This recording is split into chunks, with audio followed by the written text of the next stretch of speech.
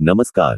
સફળતાના શિખરે મોટિવેશનલ વિભાગમાં આજે આપણે વાત કરવાના છીએ એવા મહાનુભાવોની જેઓ શારીરિક રીતે અક્ષમ હોવા છતાં સંકલ્પ શક્તિ, શ્રદ્ધા અને હિંમતથી અસામાન્ય સિદ્ધિ પ્રાપ્ત કરી છે.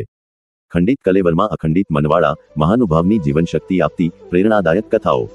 ગીતામાં કહ્યું છે તેમ ક્લેબ્યમાં સ્મ ગમપાર્થ નૈતત્વ ચ્યપપદ્યતે ક્ષુદ્ર હૃદય દૌર્બલ્યં ત્વત્વોત્તિષ્ઠ પરંતપ. હૃદયની દુર્બલતાઓને અવગણી જે આગળ વધવા કટિબદ્ધ થાય તેને સિદ્ધિ અવશ્ય મળે છે. ચાલો જીવનમાં પ્રેરણા અને ઉત્સાહ ભરતી આવી કેટલીક વાર્તાઓથી પ્રેરણા લઈએ.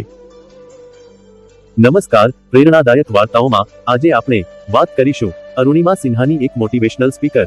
જન્મ 20 નવેમ્બર 1989, સ્થળ આંબેડકર નગર, ઉત્તર પ્રદેશ. જી હા, આ વાત છે નારી શક્તિની અપ્રતિમ પ્રતિભાની જે આપણામાં જીવન ઉર્જા ભરે છે. રાષ્ટ્રીય સ્તરની વોલીબોલ ખેલાડી રહી ચૂકેલી અરુણિમાને અનેક એવોર્ડ મળ્યા છે. 12 એપ્રિલ 2011માં લખનૌથી દિલ્હી પદ્માવતી એક્સપ્રેસમાં તે મુસાફરી કરી રહી હતી.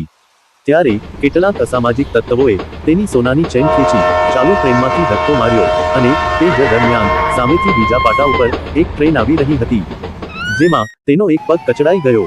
પૂરી રાત અસહ્ય વેદનાથી પસાર કરી. અહીંથી શરૂ થયો તેનો સંઘર્ષ. ક્યારે હાર ન માનનારી અરુણિમાએ સર્જરી કરાવી અને કૃત્રિમ પગ લાગતા 4 માસ લાગ્યા, જે દરમિયાન અનેક ટીકા ટિપ્પણીઓ, હાંસી અને વિવાદોનો તેણે સામનો કર્યો. પરંતુ આવી ક્ષુલ્લક વાતોને અવગણી અતૂટ મનોબળવાળી અરુણિમાએ આગળ શું કરવું તેનું પ્લાનિંગ કરતી રહી. અરુણિમાએ હવે એક નકલી પગથી એવરેસ્ટ શિખર સર કરવાનો દૃઢ સંકલ્પ કર્યો.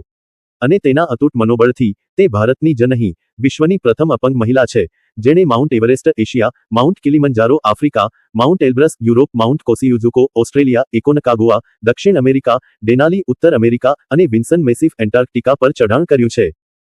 2015માં ભારત સરકારે તેણીને ભારતનો ચોથો સર્વોચ્ચ નાગરિક પુરસ્કાર પદ્મશ્રી એવોર્ડથી સન્માનિત કરી.